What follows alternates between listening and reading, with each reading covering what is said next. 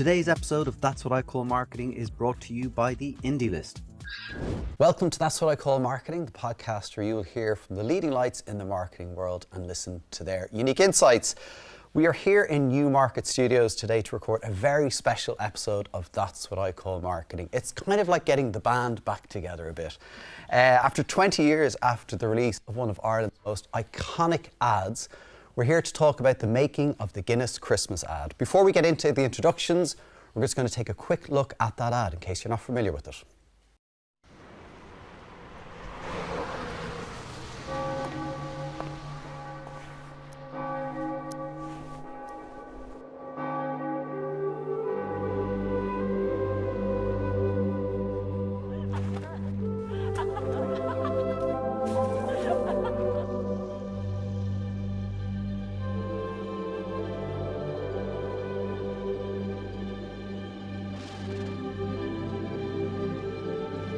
Don't forget to turn the lights off. I won't.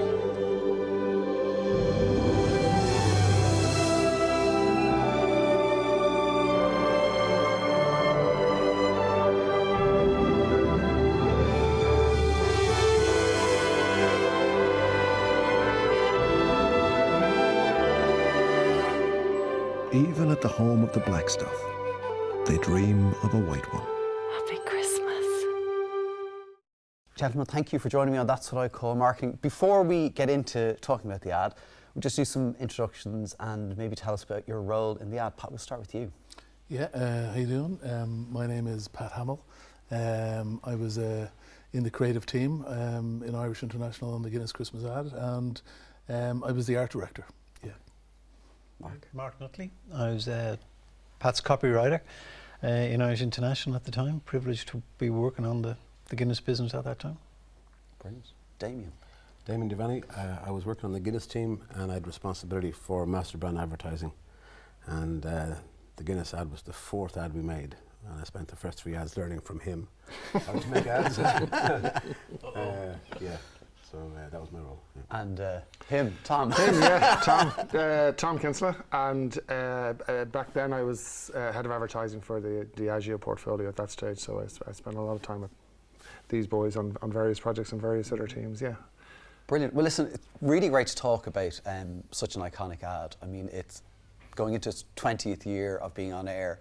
But I think if you think about the context of the time, Christmas ads weren't as big a thing. We didn't have the John Lewis phenomenon. We didn't have kind of the slew of ads. How did the idea of the Christmas ad come about? Maybe Tom and Damien, you might have some insights into that from the client side. It started as a conversation with my line manager at that time, Mark Odie. We didn't have a Christmas ad in the plan. We were making an ad in India at the time, and that was on the schedule, and it was supposed to come out in October, November. And Mark just asked, it's a pity we don't have a Christmas ad, because Coca-Cola had taken over the Christmas ad sort of space. And we started talking about it, and the view was that Guinness had nearly the ability and the right to have an ad at Christmas because of its presence in Ireland. And we ended up writing a brief, going to Tom, making sure that the brief was right, even though there was no plan and there was no budget. And we sent the brief to the guys, and the campaign at the time was Knowing It Matters. And we asked them to give us an ad for Christmas for Knowing It Matters. And I think we also said, I think we might have said a Christmas ad, I don't know what that, but I definitely said we expected a Knowing It Matters ad. And the boys came back with a Knowing It Matters script, which it didn't really work because you can't tell Irish people about Christmas and Knowing It Matters. I can't even remember what it was. Yeah, exactly. But all of us sat around going, I don't think it was great. yeah. And then, but then they had this other idea, which was a happy Christmas from Guinness to the country. And normally you have to write back within 24 hours in a very detailed fashion responses to the guys. Was it on the target market? Was it on the insight? Was it on the KBB? And all these terms. And we did for the first script, but for the Christmas ad, we just wrote back, this is perfect, don't touch it. Because we knew we had something special. And then we sat down with Tommy and started to hatch out a plan. Because funny enough, there was actually some great Christmas ads back then. There was the Coca-Cola ad, there was the Budweiser ad, and there was a few of them. And Guinness had lost a bit of ground, and it certainly lost a bit of ground sort of over the summertime. Winter is a perfect time for Guinness to be strong, and there was a feeling that, well, you know what, we need to reclaim Christmas. Right. And if any brand has the right to it, it's Guinness. Mm-hmm. How did you guys feel when it came into the agency, the brief? Was it terrifying? Yeah. Came in July, so it was, you know, it was really quite warm. It was good. It was a good summer. Yeah, it's a big brand, and again, the brief was give us a Coca-Cola ad, give us a Budweiser, you know, give us the Guinness equivalent, and you're excited, but you're also secretly terrified. Yeah. I mean, we've been working on the brand for a wee while, a couple of years anyway at that stage.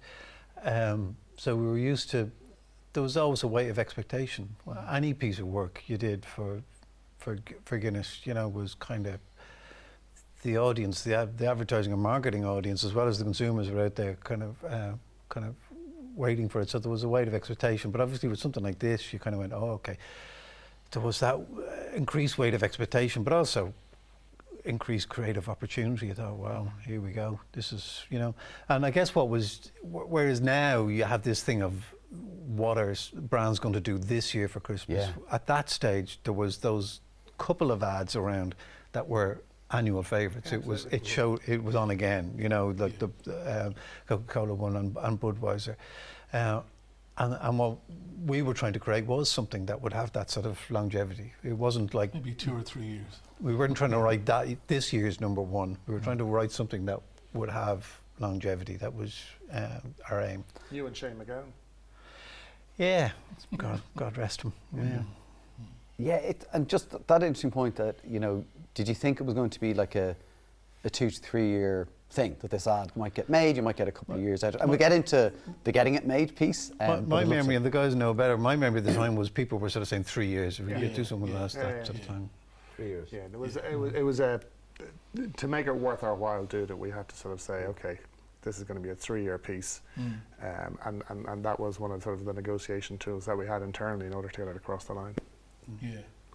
Damian, you mentioned there was no budget for it. So you're going about writing a brief for an ad that really didn't exist in anyone's P&L. Yeah, I suppose the things that were in our favour was, one, the whole of Diageo had been trained in the Diageo way of brand building 2 years previously, maybe 3, which meant that all the team and the finance team and the HR team and the senior management team all understood the terminology of marketing. They all believed in it. So the ability to communicate what we were doing and the ability to get buy-in was significantly improved, was the first thing. Second thing is we had a really experienced team. Tommy had made maybe 40 ads, 20 ads, a lot of ads. We had a really good marketing team led by, in marketing by Mark Odie, and we had ourselves, we had Grania Wafer, we had Johnny Cahill, we had Niall Tracy, we had Rory Toomey, and so the team were doing well as a team, and then we had huge respect for Irish International. Tommy knew them more than the rest of us because he worked on every ad. Right.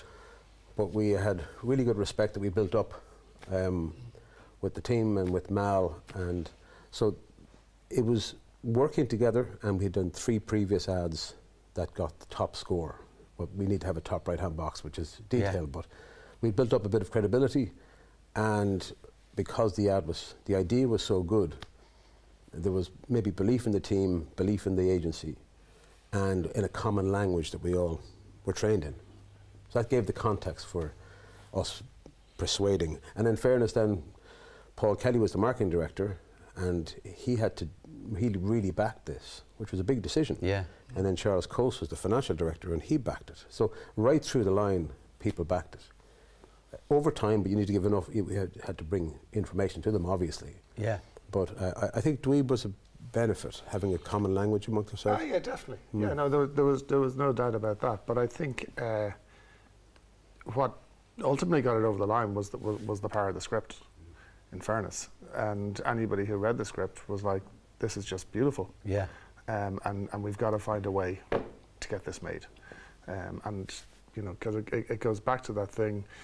And again, it's about Guinness's right to be involved in Christmas. Like, who's Guinness? Well, actually, what's at the core of Guinness is communion, and what's at the core of Christmas is communion. And therefore, there's just a beautiful alignment between two great brands, Guinness and Christmas. Yeah, yeah. And the script just brought that to life beautifully. And that, in many respects, that made the job. We weren't fight. Sometimes you have to fight for a script to get made.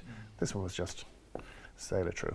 And correct me if I'm wrong, but there are checkpoints in Diageo when you go through to make ads, and things have to go through one stage gate and then maybe a second. Yeah. But am I right? This didn't. Well, we're looking back in time now. It's 20 years ago, I guess, the guts of. So I don't know what they do today, but certainly back then it was quite a rigorous process because the advertising, the production investment and the media spend on a particular spot runs into multi-millions, and so you've quite an analytical piece. This one, I think we might have done one round of research. We did one round. Yeah. And we realised that it wouldn't pass round 2 and 3. Yeah, it wouldn't pass muster.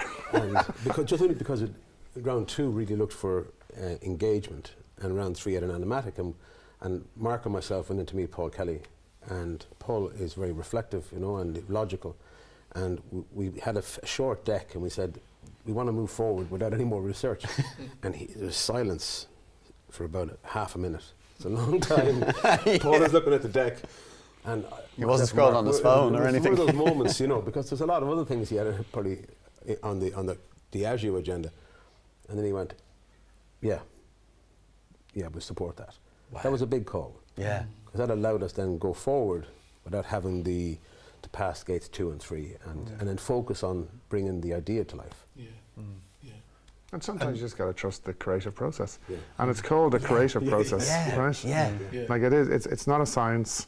There is no process in the world that you can start off at zero and guarantee yourself a blockbuster of an execution. Yeah. Because it's a beautiful creative and it's an art, right? And these guys have it down. You know, and it's our job on the client side is to protect that idea, is to protect the flame of the candle and try and guide it through the process.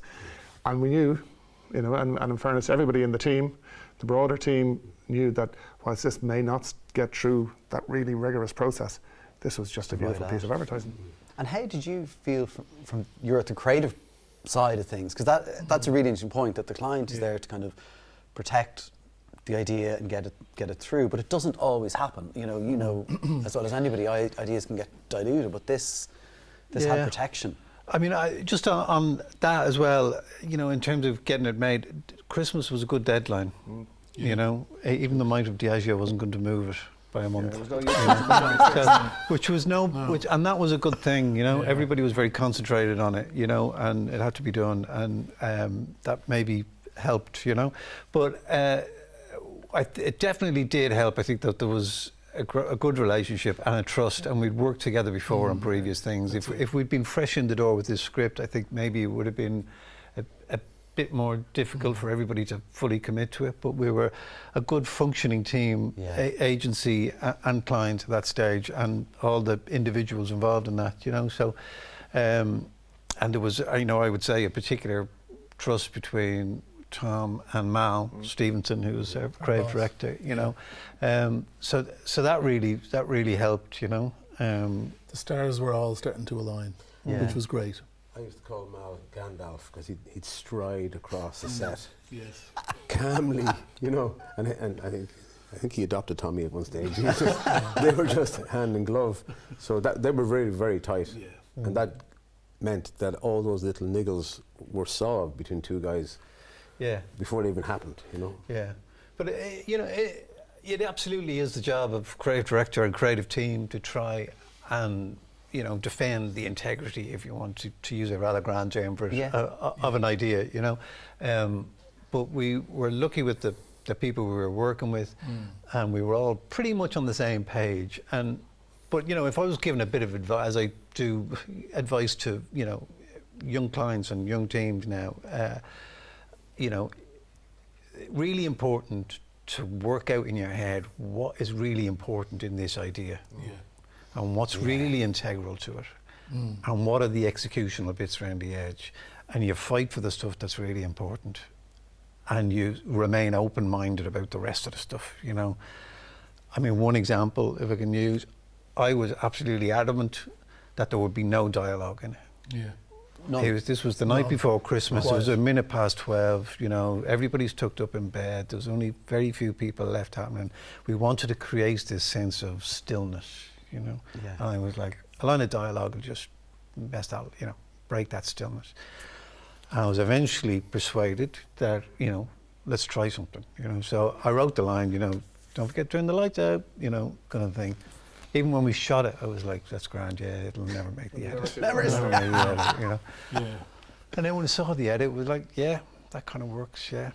And of course, then my late mother, God rest her, for years and years and years, would always ask me is, don't forget to turn the lights out, going to be on again this year, you know. So it became, you know, almost the unofficial title of it, you know. So you stay open-minded about stuff, and but, you know, there were certain things in it which I think we could talk about, you know, that were fundamental to it, that, you know, we didn't really have to fight tooth and nail for, because as I say, we were very much on the same page, but we would have had to if it came to it. And, you know, things like if somebody tried to tick the sociability box, you know, for instance, and said, we need that pub scene in there, which... Well, because ultimately, I suppose, though, the one of the most fundamental was, and it kind of all happened in reverse. It started with the line. The rest of it wouldn't have happened if that little insight, that little thing about, even at the home of the black stuff, we dream of a white one. Okay, so that was the starting point, was it? When that happened, then it all flowed. Okay. It took a while for that to happen. And ultimately, because in Ireland, snow is... We can all remember the different years that we got the big snow. The big snow, 2010, 2004, even for older, you know, back 1981, whatever it was, and you can remember that. And we don't get, even like our friends in the UK, we don't get that type of snow consistently in the winter. And when it happens, you know, and if it happens on Christmas Day, there's something special about that. There's a cultural thing there. And I suppose when we have, and then there's that link to the product, you know, the black stuff, a white one. And then suddenly, again, stars aligning, okay, what would that start to look like? And then all the pieces of the jigsaw started to pop into place. Do you remember how that came about? Because I just find that fascinating, how that kind of insight to kind of the snow and you know, the Irish attachment to snow and not having it. The first deep, proper adult grown-up piece of literature I probably ever read was James Joyce's collection short story Dubliners, you know, and the last story in that is The Dead, you know, and I read that when I was probably, I don't know, 15 or 16 years of age, and you know, it's a piece I've gone back to again and again, and that has a monologue at the end when the character is looking out the window of the Gresham Hotel, I think it is, and snow is falling, and snow is general all over Ireland, and you know, he goes on from there, and you know, it's a stunning piece of writing that I would go back and just read for its own value, you know, and it sort of stayed with me. So when this brief arrived, you know, that was in my head, you know, that as an image. And then I seen the film version of it, which John Huston, his last movie, had directed, you know, which kind of brought that monologue to life in a way, you know.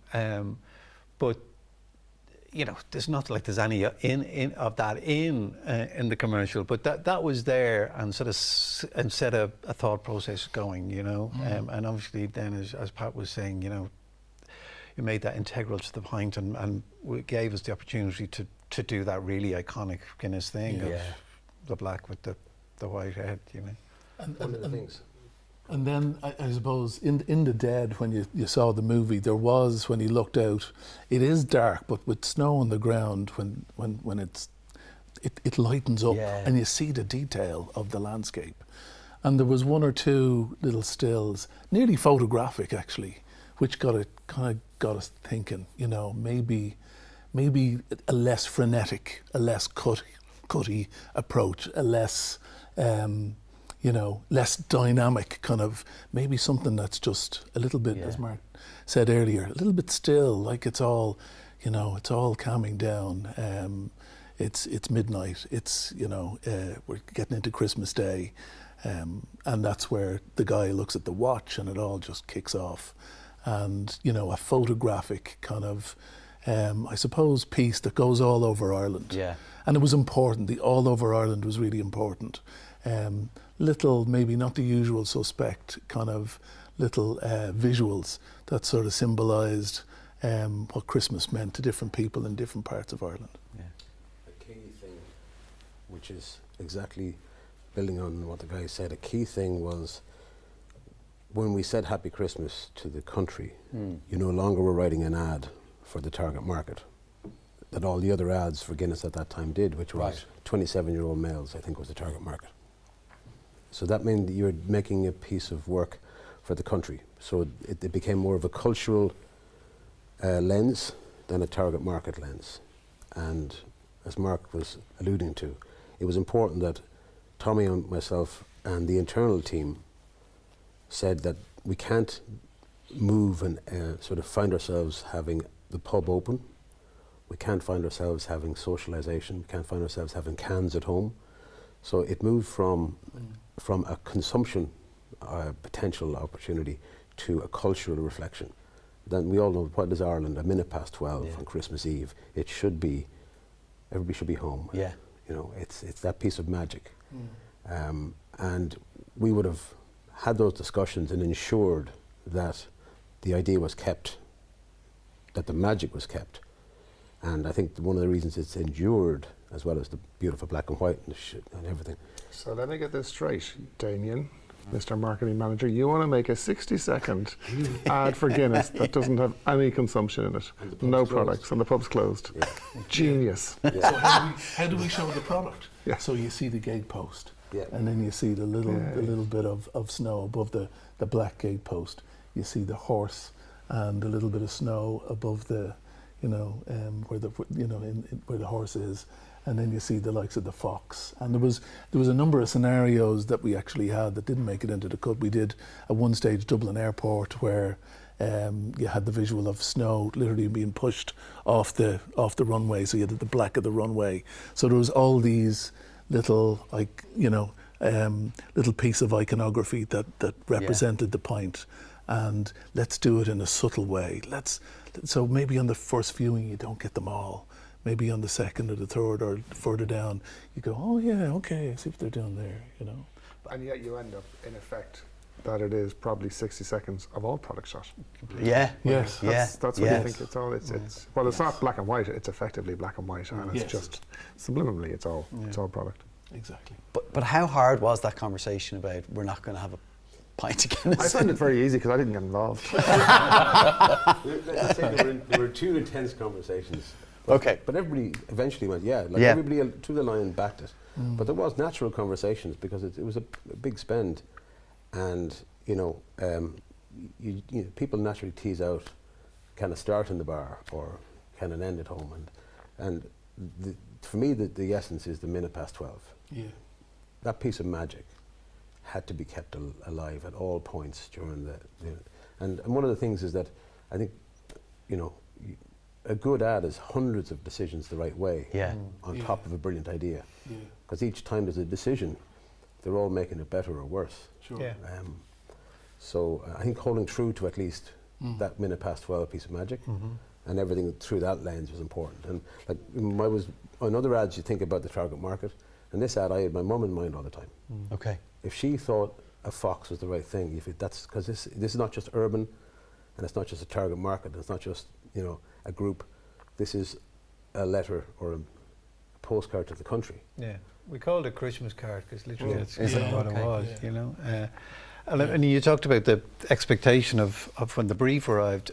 I actually think I felt a bit more like, oh wow, when we actually had to go and make it, because because it was like everybody loved the script and everyone loved this idea, and you say, can everybody kind of storyboards look great, but for, how do we do it for real? and then it was like, okay, great, so we've signed off, so go and make it. And it was like, oh, okay. And that's when, and we've been chatting even, in the last few days, just chatting about, craft, and that's where you really, you know, as a creative team, we felt that responsibility. We got to find people here everyone's got to be on their A game for this now. Yeah. You know, Yeah. this has got to be as good as it can possibly be. You can't look back on this. Didn't know we'd be looking back on it 20 years, but you can't be looking back and thinking, oh, if only we'd done this, or if only we'd done that, you know. Which you do with most things you make, but you kind of felt with this one, that's not where you want to be. So, you know, in terms of choice of director, in terms of choice of the people, you know, the composer, all of those things, they just had to be the right people. The voiceover. You know. And again, the team came in there because the first director we recommended, Tom turned down. Yeah. Usually right. There was a director who'd recently done a couple of big effects things that were involved snow and ice. Yeah, yeah. And Tom said, well, I can't remember exactly, but I think it was, you know, but we're not sure if he kind of has the heart for this, or the right sort of soul, you know. Yeah. Really? And actually we went, and Tom was absolutely spot on. And we went and looked again, we found Stuart Douglas. Who was, I found fame really as part of a duo with his brother, as the Douglas brothers, and they were photographers. And then he went into commercials, into film.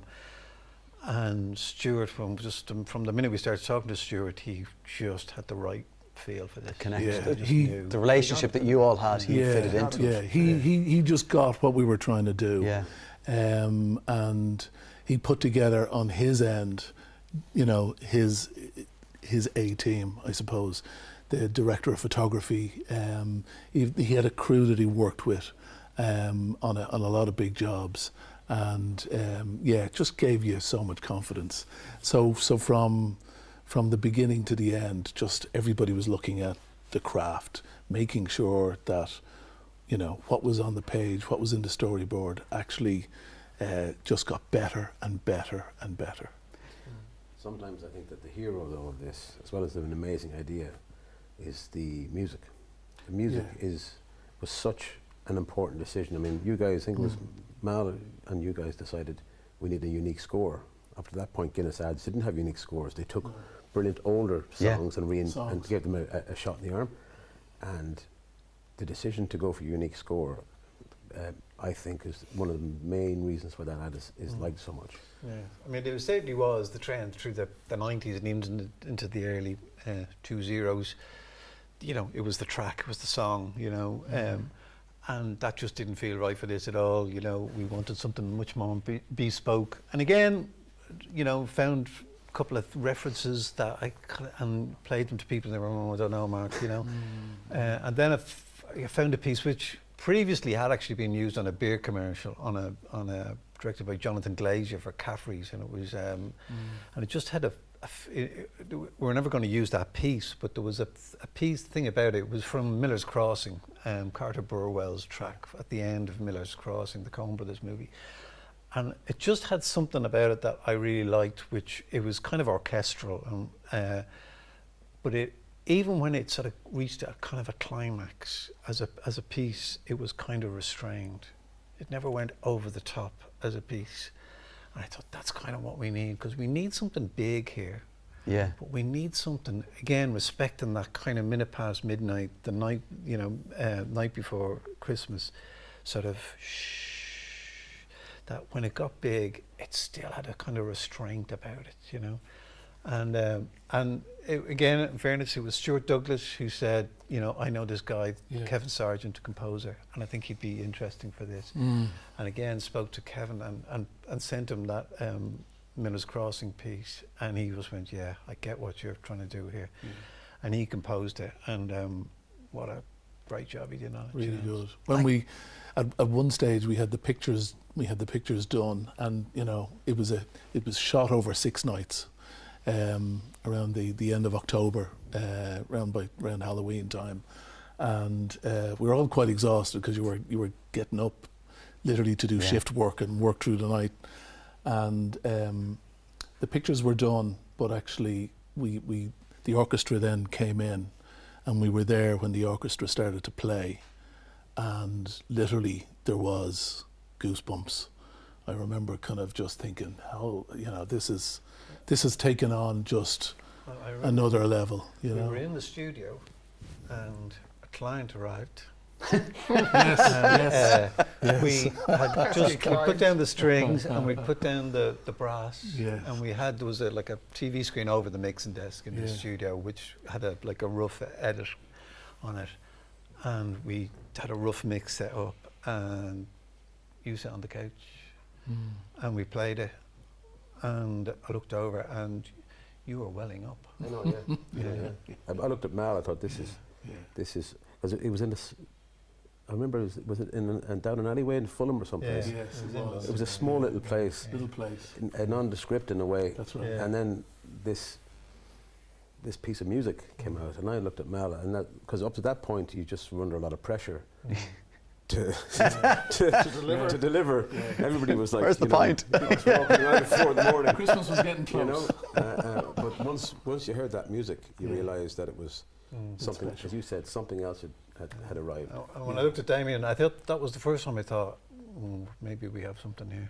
I was going to ask, was that the moment where you thought this is, or when you were shooting it, were you getting that sense? I think that was for me. I kind of thought, okay, that's, because you are at that stage, you're caught up in all the logistics and stuff, But even the first time we went to see the edit, was myself, Pat and Mal went to see it.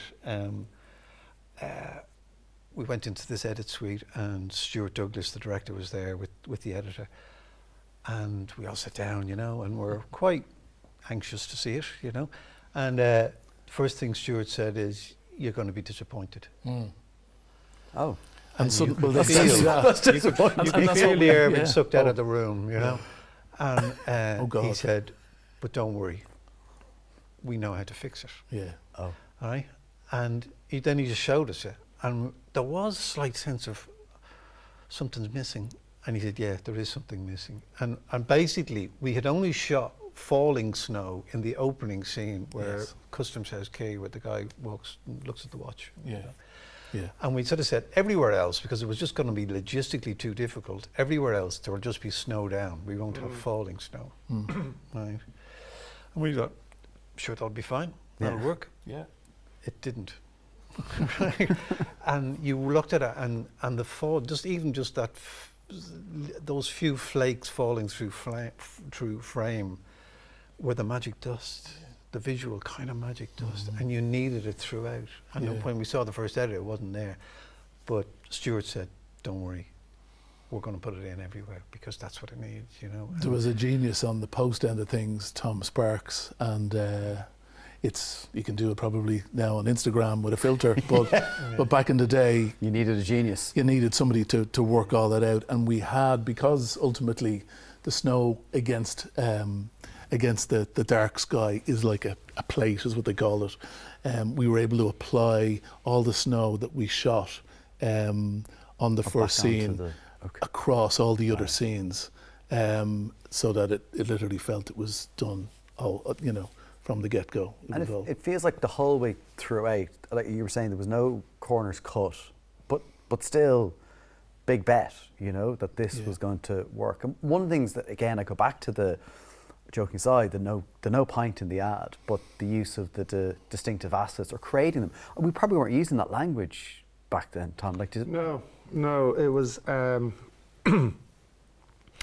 I mean, these guys fought long and hard to keep the consumption and keep the pub out of it, which is ironic when you think about it. But it's exactly right.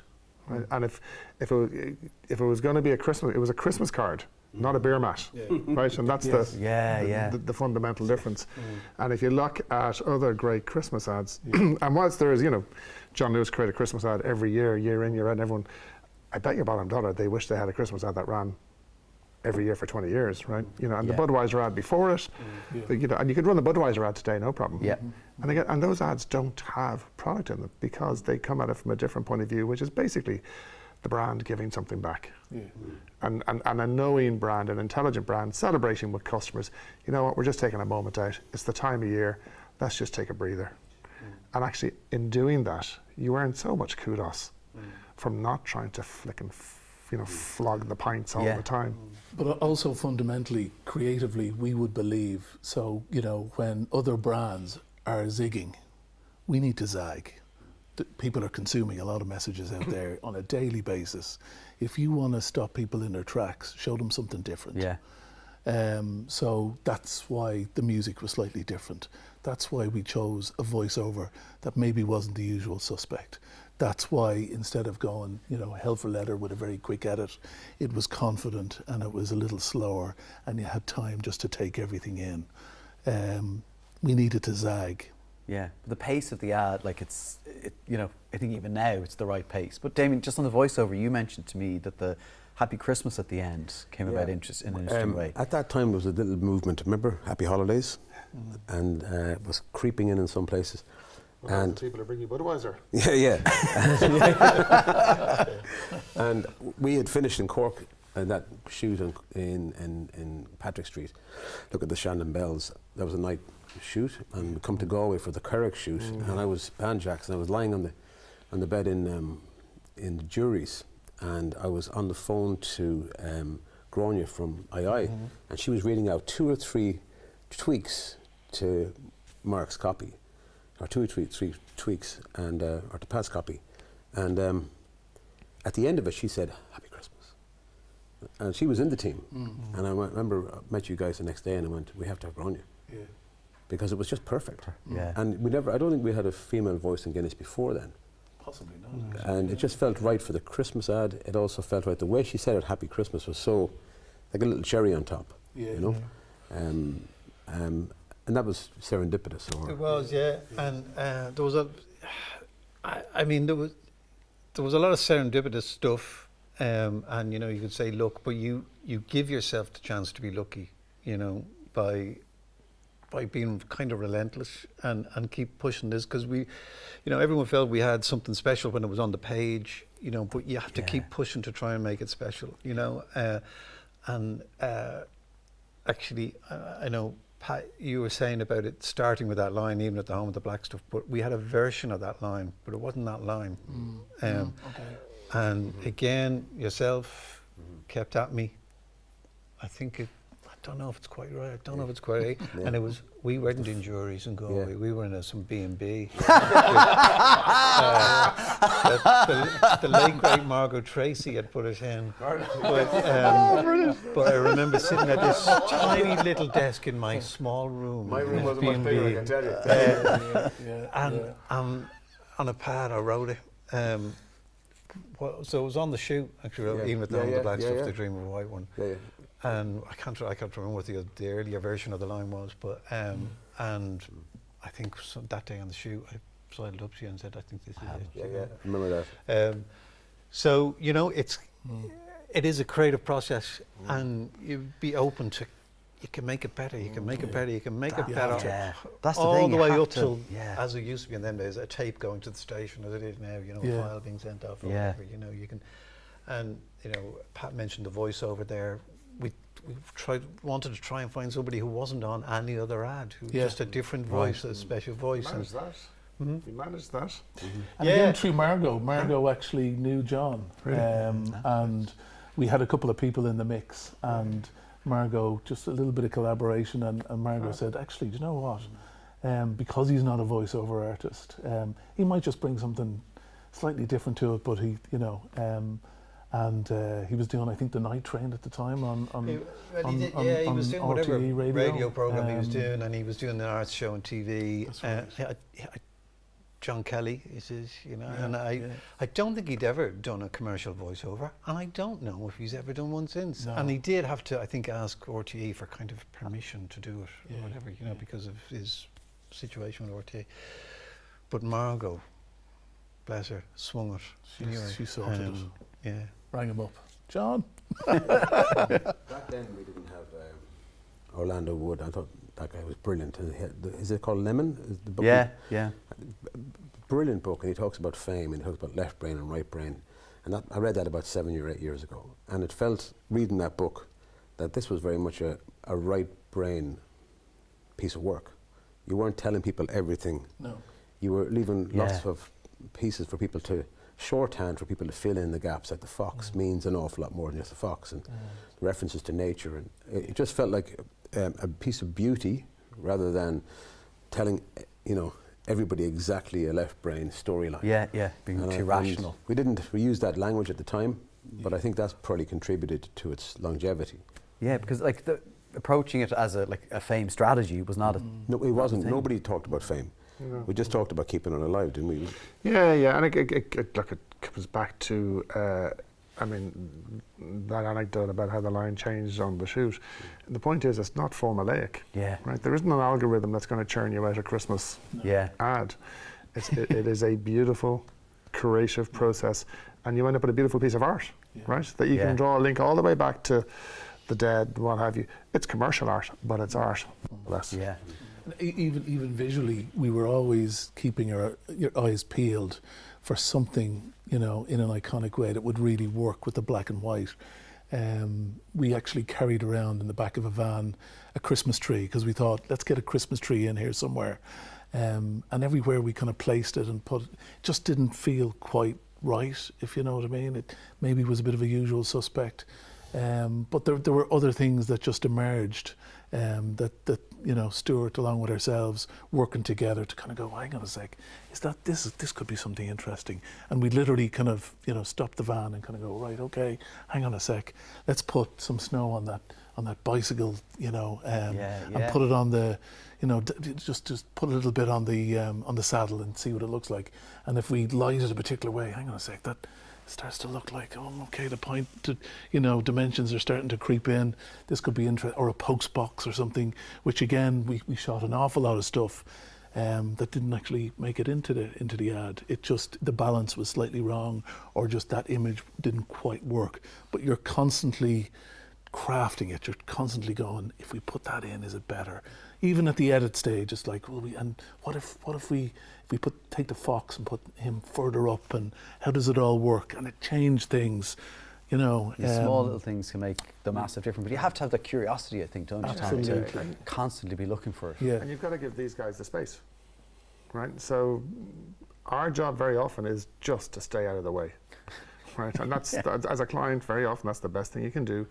And because we had worked together, and with Mal and Irish International, there was a great trust and a bond there between all of us, and just keeping out of their way and letting them go off and try things. Yeah. Right, in for a penny, in for a pound, and we'll see where it goes. We know what the minimum viable product is, if you like, but create space for the little sparks of magic is a key aspect. Probably, and maybe doesn't happen as much nowadays. I don't want to get into that too much, but I think we may not give each other the space, either the client side or the agency side, to actually create something and have the moments where you can actually pod and proke at something and kind of figure out exactly the things you're saying. How do you do it? We try to do it consistently because that's how better work happens. Yeah. Sometimes it doesn't materialise, but you're constantly trying to, come up with something you think is and then keep crafting it, keep changing it to try and make it the best it can be. Yeah. And in fairness to the guys and girls in Diageo today, there's been generations of marketeers who have come after us and who have appreciated we've got a real asset here, right? And it's 60 seconds. Yeah. Like in today's world, that's not cheap to put that on air.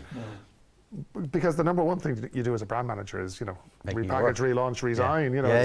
I want my own Christmas ad, but no, they which is brilliant. I mean, and it's testament, actually, in fairness, to Diageo and their sense of marketing, and actually, if it works, go with it. Yeah. Hats off to the team that keep doing it, because 100%. You can say there was a few years, maybe 10 years ago, that it might have been easier to do something else, or some new team come in.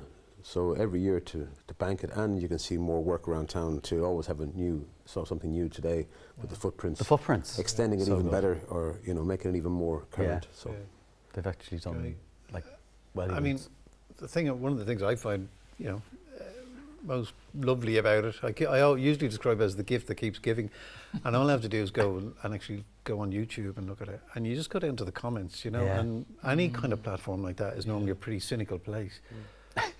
And I'll probably put the mockers on it now, but you go down 100 and something comments, and it's just people love it, and there isn't and people now talk about how it reminds them of, you know, their dad or their, you know, who's passed, and, you know, and the emotional involvement in it is amazing. But, you know, in terms of, you know, Mark Ritson wrote a piece earlier this year, I think it was based on a piece of System 1 research about ad wear out and how ads don't wear out as much as certainly people in advertising agencies or the marketing community sometimes think they do. And, you know, he ended the article by saying, this is more bad news for people in creative agencies, meaning, you know, you'll get to make less stuff. I'd love to make less stuff and put more into them. The good stuff. You know, and if, for me, if there's a lesson out of this for the advertising community and the marketing community, is put more love into the work, and it'll last longer, and the audience and your target market will get more out of it repeatedly. You know, that you don't get tired of looking at things that you love. Yeah. You know. No. And if, you know, and there's that. Obviously, a lot has changed in the last 19 years since we made that ad, but a lot hasn't. You know, and you still, to my mind, you can't bludgeon your way into the affections of your consumers. You know, and if you create work that they love and want to watch and watch again, you know, that's gold. You know, and the way to do that is to invest in it, you know, invest in your agency, invest in and give them the time and the space, as Tom was saying, to create something, you know. And invest in the relationship, like actually building a trusting relationship takes time. Key, doesn't it? And you gotta tell it, but it's like, you know, it's like a relationship. You gotta work at it day in, day out. Don't take it for granted. And you know, these guys, like, they're the heroes of this. Right, because they wrote it, they protected it. Mal was on their right arm, the three of them, but there was a whole agency behind it, actually, you know, going after it. But you've got to nourish that relationship, and they'd earned the right, because the work that had come before was great. And therefore, as a client, you're saying, okay, we're willing to go into battle internally, because effectively we're like an internal agency. Yes, trying to sell it up the line. Right. And doing that and doing it. You know, you can go in and you can sell it and not have any real passion for it, but when you're selling something that you truly believe in and it's passionate, and you know then that the crafting bit which comes afterwards, that they will give it the time and love that it deserves, then you can do that with confidence, right? But it's about just constantly working together. Collaboration. Yeah. The relationship with AI was, in my mind, was always in that room that we had it just off your desk. Yeah. There was one room where there'd be Mark or myself, Tommy, and we'd have Sheila Cunningham or April Redmond, these brilliant planners. But you'd be in there with the guys, and Mal and Sean Whitaker, and God rest him, and it was just intense. You know, it was, people were working to defend and to work things out and to find what's the right idea. It wasn't a blasé meeting. It was collaborative, but it was mutually challenging. And that's where the relationship was formed, really. And then, of course, you were always out. You might be on shoots, etc. But the mutual respect and also the desire to push was in that room a lot. Oh yeah, and sorry, they come across as being lovely, gentle creatures. They do. Let me tell you. That's not entirely true. If you're trying to do something with their baby, they do a good double act. Yeah. He's the diplomat, right. and then he puts you in your place. The stare happens as he's trailing off his comment. The stare starts to look down, and you know you're in trouble. But when it aired first, what was that immediate reaction? Again, we weren't on social media. There wasn't that. Was there kind of just were there phone calls going around? People going, it's as good as we hoped, or was it just kind of a? I think by the time it aired, we were all in love with it. Right. And I do think it was as good as it could possibly be.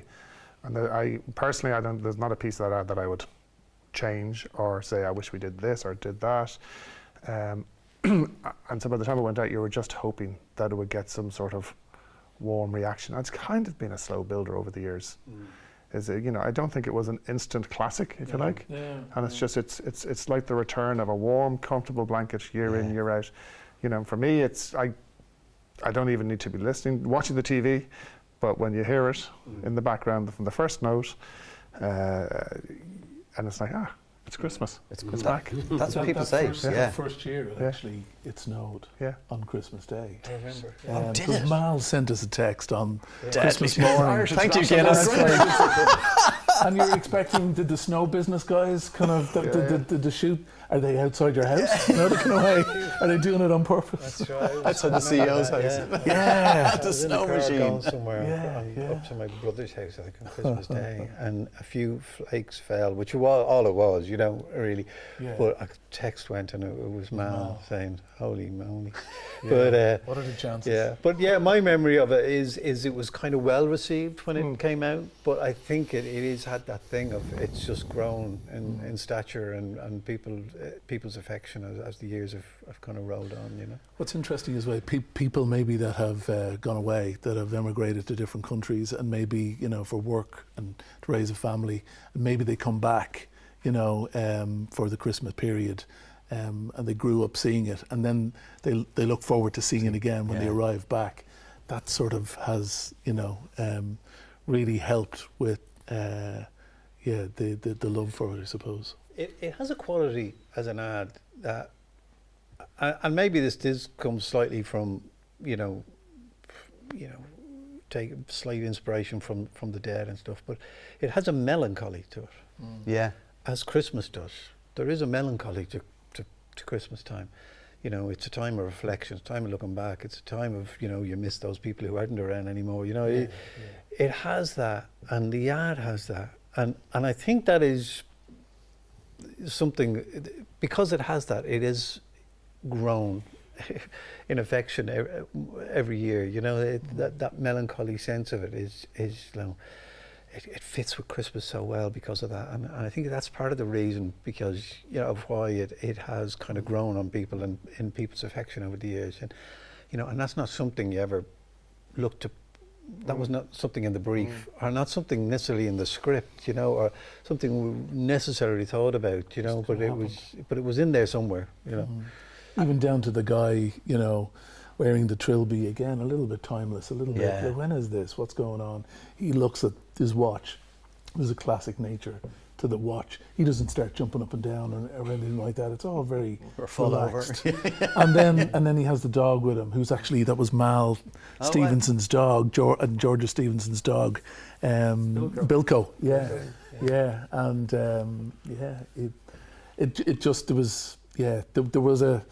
we wanted to make it slightly timeless in that way, little props and things that you couldn't go, oh, that's now out of fashion. That's no, you know. I suppose the only thing, Molly Malone actually isn't in front of Trinity College anymore. It has moved. That's the only really thing that's changed. Yeah. That was a fun part of the shoot. It was. Middle of the night when the club's closed. People say it must have been glorious, you know, magical to be shooting that. It was actually pretty miserable. Raining for 6 nights. It was pretty the glamour. Dank, cold. Open on the beach somewhere. That's the script. Dank, cold, wet night. Yeah. It was. As you reflect on the ad, the story, why for you is kind of important to tell this story? Like, why does it matter to kind of bring people behind the scenes? Damian, do you have any thoughts on kind of? I suppose over the years I've a passion for the industry, be it the marketing side or the creative side. I've been in the institute, the marketing institute, and on Effie's, Tom has been in the institute. And you put free time because you care about what we're doing, or you at least enjoy the craft and learning to do it better. And we now know from Orlando Wood and these guys that, you know, fame, ads that hit that fame trigger are much more impactful for businesses and for whoever makes them. And over the years, people have asked about the Guinness ad, and I think if anybody making ads today, be it on client side or marketing side, if they can pick up any sense, it's not like, you know, it's not like here's the rules, but any sense of the atmosphere of making an ad for themselves, that will last. And for themselves to say, I want to do something better. That's a good thing, rather than keeping it in our heads. Agreed. Yeah, I think it's for me, it's the fascination with the creative process. And I think if I look back now, so success has many fathers and mothers, and I would say these two gentlemen here are the very core of this ad. On the Diageo side, there's probably a dozen people, you named most of them earlier on, who all had a hand or role. And frankly, all of them have gone on to have stellar careers, right? Yeah. So, and it's just, there was that sort of alignment of maybe it was just a moment in time. I think one of the key things is, certainly back then, there was the Diageo way of how to make an ad. It was a very systemized way.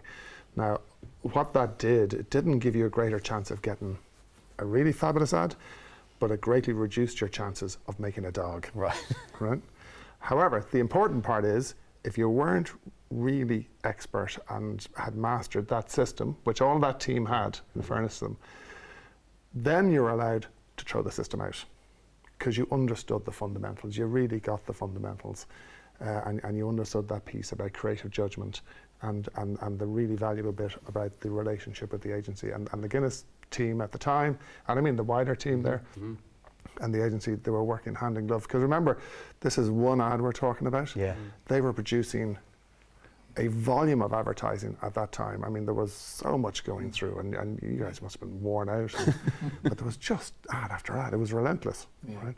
And they were all great ads. But it was the one where we threw the system out, is the one we're talking about 20 years later. You were allowed go more lateral. You know, there's lots of systems in place, and every brand has a manual, I suppose, or guidelines, and they're linear, you know, and there's it's all very logical, and that makes an awful lot of sense. Our brains work slightly differently, and we're taught how to think laterally. Gets us into trouble sometimes, but every now and again a little bit of magic happens, and it's based on little nuggets of, you know, that tie into what the brand is all about. Can we also then maybe marry that with a little bit of culture, what we're about emotionally, what makes us tick, and can we fuse that together and create something maybe that's a little bit special in a very different way than you've seen before. It's why we need the client and the agency. Do you, like it really is, absolutely. Isn't it? Like it doesn't work otherwise. It is the relationship, and you know, for me, and I do occasionally have to remind people that I've done a few ads since, you know, but you know, while you're at lunch talking about it, and still doing them. But you know, it is the great example of, you know, don't underestimate the power of creativity. Don't underestimate what creativity can do for your brand, and particularly when you invest in it properly. You know, and you gather a team around you that, you know, that works, and people you can work with, and you invest in that, and you give them time and the space to create something. You'll get the return on investment, and I think 20 years return on investment it hasn't been bad, really. And it works both ways. I mean, I think Miles Stevenson, who was the creative director in Irish International at the time, he was sort of the godfather of advertising to all of us, but he invested a lot of time on behalf of the agency in educating all of us. Right, and frankly putting manners on us when we needed the manners put on us, but did it in a way that sort of explained it and was teaching you the whole time. And again, it is that piece around just really believing that, you know, the agency, which they were fully invested in it. You know, and then that gives you the freedom to trust them and say, you know what, we'll back you. Well, listen, thank you so much for sharing a wonderful story, never been told, getting the band back together. Damon was writing a brief during this, so well, listen, thanks a million, and thanks for listening and watching this episode of That's What I Call Marketing. We'll be back in the new year with season 3, and if you enjoyed this episode, please do share it, and thanks again.